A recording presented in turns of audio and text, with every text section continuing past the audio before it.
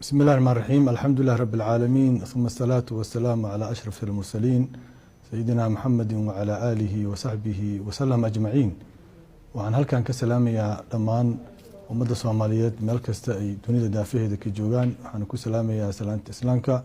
Assalaamu calaykum waraxmatullaahi wabarakaatuh.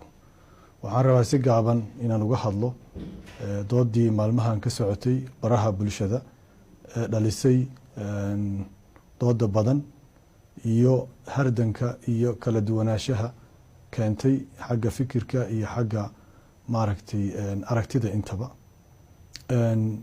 waxaan rabaa marka ugu horeysa inaan u mahad celiyo culimadii Soomaaliyeed ee sida degan nasaaxada leh sharafta leh arintaas uga falceliyay ina soo jeediyay si gaar ah ama si guud waxa ku haboon qaladkii ka dhacay khudbadii aan ka jeedinayay dalka Jarmalka.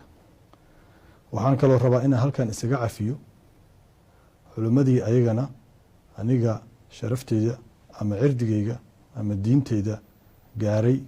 waxaan rabaa si ilaahay dartiis ah inaan ayagana isaga cafiyo. waxaan kaloo rabaa inaan mahad celiyo dhammaan dadka Soomaaliyeed ee ka dhiidhiyay oo u arkay dulmi aniga la ii geysanayo ama la igu beegsanayo ama mid la soo abaabulay oo aniga igu aadan oo aanan ku aadanayn khaladkii ku jiray khudbadeyda ee ka baxsan ee arintaas ka falceliyay ayagana aad iyo aad ayaan ugu mahad celinayaa. sidaan hore u sheegay waxaa magafa ah ilaahay subxaanahu wa tacaala asaga keliya ayaana ah qofka aanan gafin. كل ابن آدم النبي وحيد عليه الصلاة والسلام خطأ وخير خطاؤون التوابون. قف كستا أو بن آدم وقفاء وحانا وخير بدن قفك قفاء قفك كتوبة كينا. أبوان سوماليادنا وحويري قفك بشر بعض التهي إنها كقراب تقلت قبي عادة تهي. وحرب إنا عدايو سيدا مركور عدايي أنو مرنا إنو قصد كيهين حديث النبي عليه الصلاة والسلام إلى الشيء سيحينك كويالا دود أي كدلتي إن أنا ديدنين وأنا اعتراف سنة هاي حديث كاس إنه يهي حديث صحيحة متنجيسة معنيهيسة لفظيسة انتبه. وعن كلو اعتراف سنة هاي سيد النبي نصوبا عليه الصلاة والسلام وأقبحيي فسرك فسراد تفسيرك وكبحيي. وعن كلو اعتراف سنة دينتنا سماوية oo quraanka kariimka ee sunnada nabiga kaleey sallallahu alayhi wasallam horeyso inay tahay diinta xuquuqda ugu badan siisay dumarka iyo haweenka.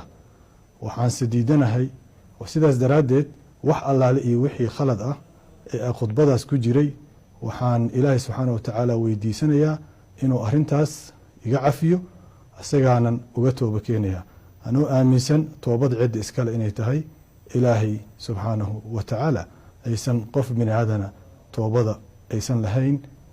ilaahay subxaanahu wa tacaala ayaa wixii gaf ah oo khudbadaas ku jiray ka weydiisanayaa tooba. waxaanse markasta diidanahay oona u taagnaa doona hadduu ilaah yidhaahdo in ayadoo diinteenna ay tahay sunnadeena nabiga calayhi salaatu wasalaam iyo kitaabka qur-aanka ay yihiin waxaa ugu badan ee dumarkii siiyey xuquuqda in uu jiro dhaqan guracan oo bulshadeena ku dhex jira fasiraad qaldan oo diinta laga sameeyey oo lagu dulminayo xuquuqda dumarka. kaas waan diidanahay. waxaan ahay qof u taagan inuu ka hortago dulmigaas ka dhiidhiyo difaacana xuquuqda dumarka ay siisay shareecada islaamka. sidaan ognahay nabigeena calayhi salaatu wasalaam habluhu waxay ahaayeen senior councilkiisa wax la yiraahdo taladii golihiisa sare ku jireen. islaamka ayaga ugu horeeyay nabiga wax rumeeyay ayaga qofkii ugu horeeyay oo dhintay diintan ayaga ahaayeen ayaga kaalin aysan ka qaadan diintan ma jirto. quraankeena kariimkana san hore u sheegay wuu amaanay haween soo jeediyay adduunkan tala soo qabtay wuu amaanay. sidaas daraadeed waan u taaganahay inaan difaaco cidaan uga cabsanayo ama uga gambanayana ma jirto. xuquuqda iyo kaalinta siyaasadeed iyo kaalinta bulsho oo quraankeena kariimka ah siiyey haweenkeena. sidaas daraadeed waxaan rabaa in dhacdadaas dhacday iyo falceliskii ka yimid iyo wixii dadka kala gaaray dabcan doodaha dhammaantood intooda badan waa arkayay ama kuwa ka imaanaya culimmada ama kuwa ka imaanaya dadweynaha ama kuwa ka imaanayo taageerayaasha ama kuwa ka imaanayo kuwa iga soo horjeeda ama kuwa ka imaanaya siyaasiyiinta intaba waan arkayay waana ii muuqdeen sidaas daraaddeed anigu qof kasta oo arrintaas wax igu yeeleeyey ama wax iga soo gaaray waan cafinayaa qof kasta oo aniga aan dhibaato u geystay ama gaf iga tabanayana waxaan rajaynayaa asagana inuu si kii cafiyo arrintaasna ay soo xiranto halkaasna ay ku dhammaato dhammaanteen dadka soomaaliyeedna ay is cafiyaan culimmadana waxaan ugu baaqayaa mar kale inaysan la kala safan siyaasiyiinta siyaasadda rag baa isku haya taladeeda rag baa isku haya waxaan rajaynayaa inaysan dhinacna la safanin oo aysan dhinacna u beerin haddii aan la kaftanaba anigaaba xadiiska iyo qur-aanka iyo sunnada